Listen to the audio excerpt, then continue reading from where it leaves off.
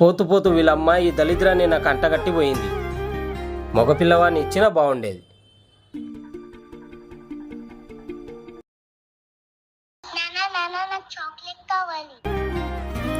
ఈ దళిద్రాన్ని ఎలాగన్నా వదిలించుకోవాలి. సరే నడు.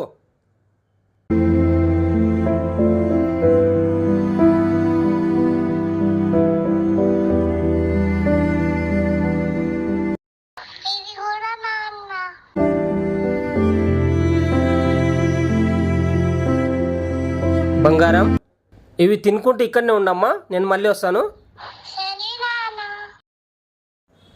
అమ్మయ్యా, ఈరోజుకి దళిద్రం పోయింది.